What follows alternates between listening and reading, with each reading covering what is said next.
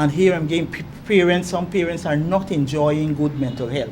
And I say that is mean you're dealing with life stressors and you maintaining the balance. But how do you deal with sorry to cut in here, but how do you deal with a family or a mother or a father who would say, well, and again, just so that we can identify with Guyanese people who are watching this program, well, I'm Greene and people come and take my child, and how do you deal with that? We have to deal with that all the time. People say, is the last thing we want to do is come and remove a child from home. That's the last thing when we go. When we respond to go, they go there and it's what they're faced with.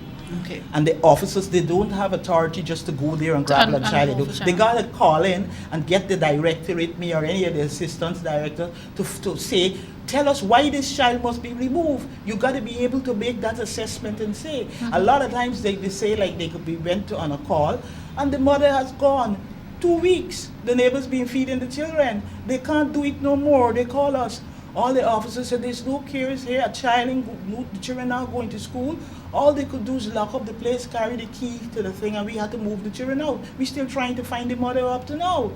So it's not just going. When we go, we want to help. If we come, and the fourth factor, poverty is a factor.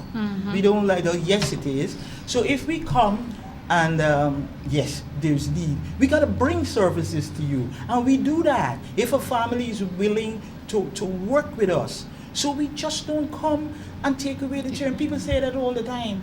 You know, oh yes, I'm going to take away. No, that's the last thing we want. We want to come to stop the abuse immediately. We can't come and see situation and then go away, because if we do that, the same thing they're going to say, they come and they ain't do nothing. So it's a case where it's damn if we do and damn if we don't. So I encourage the staff, let's stay focused. Yes, we got to take the attacks, all right? But let's stay focused. And half of the times the thing people read in newspapers and what people say is far from the truth. But because of the nature of our job, we can't get in the air and talk things about person. Even if a person will go to a station and say things and they ain't saying the truth. But we can't, because the ethics of the profession, it does not allow us to do that. So again, the staff, I have to encourage them. Yeah. So we have to stay focused. Right. This is, we have to stay professional. We have to stay focused. We Right. got to take the attacks, and we got to get right back out there and rescue the next child. Viewers, I have to begin to wrap up my conversation with Director Greene in a bit. But before we do that, I can't have you here and not have you talk a bit about Child Protection Week. How significant has this week been in terms of adding to the work of your agency, specifically when it comes to protecting our children? And of course, with that, you can even talk about some of the activities, because I've seen that you've been busy this week. We've been real busy. We've been really busy. Yes, this whole week is to heighten the awareness level.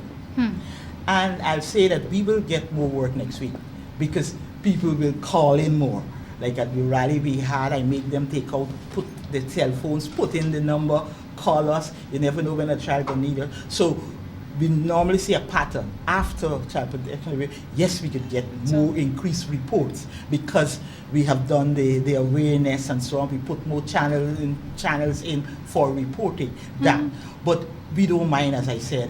We want people to be aware. We're working at the community level so that communities can start to look at getting their communities child-friendly and caring communities, and take responsibility for the safety of your children. So if you know something there, come tell us. Together, we're going to be able to work and deal with it. If you say you reported to the police and nothing happened, tell us. We can go down to the police station with you and find out what is happening, why no action is being taken. But is there a way that you can actually, to get the police to do what they say? I mean, we discussed the police earlier, but can you actually force their hand to get them to do what they're supposed to do? The police do what they got to do, what they have to do. It's simply they have to. But what I'm saying, if the people say that, since and we know, we call up officers, so look, we need to do this. We coming down to the station, and we get the cooperation. Okay. We do. I'm saying we do. We working towards, and that's what I'm telling you, this training that they have in there today. Yes. I want to pop in there to see how it's going. Because this is what we got to do. We constantly got all our NGO partners. We must work. We want them on board. We don't mind working with volunteers. People who want to volunteer and be part of this, you're welcome to come. And you can do background checks on those volunteers. We do background checks, and we also make you sign a confidential agreement, because everybody like to put everything on Facebook and Instagram these days. Yes, and ma'am. if I say, and I'm serious with it, I said if you put things there and damage a child, I gonna sue you. Okay. And the money that you could give me, I'm going to go and build houses, support people, and do things for them. Because we can't have that. People is there, everything they want to put up there. So we make you sign a confidential agreement. What you come and you hear and see, you can't put it up right on there. the TV. That you damage a child. You know, you put stories up there, you can't. You can't do that. So we will check. Yes, we do, but we'll monitor you. You're working along with us. So that's it. We wouldn't have to be working. You're working along with us. You see, you're lending. You bring in more hands into this to help us along. Because, as I said, we'll never get enough child protection officers. The state cannot employ that amount of child protection officers. So we must work in collaboration with NGOs, and we are hoping to roll out this program next year with these community action groups. Next year, we're piloting right now about 4 groups who working well. The group, we're looking at the religious organizations too, for they to come on board to help us. You see, this is a national thing. Child protection is a national thing. Every sector of the society to be on board. Every adult is a child protector.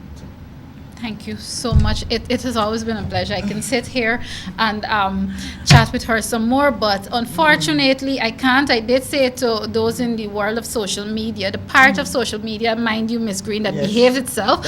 I did tell people that I'll be having the voices of 2 very powerful female on our program. One, she was very vocal, and she doesn't wait until things happen before she's vocal. Of course, she'll be coming up next, and I also did promise everyone that I'll be bringing back the director of the Child Care and Protection Agency. And I can tell you, for those of you who are now joining and you missed the conversation, you missed a really big one, but who follow me on social media, you can catch the conversation before the end of the day.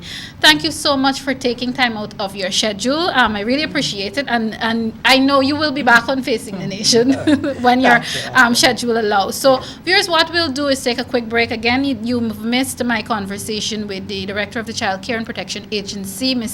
Greene. Coming up on the other side of the break, I'll be chatting with, I like to call her a human service activist. She wears so many hats, but she'll be here right after the break. And of course, that's Miss Patricia Wolford. This is Facing the Nation. Stay tuned.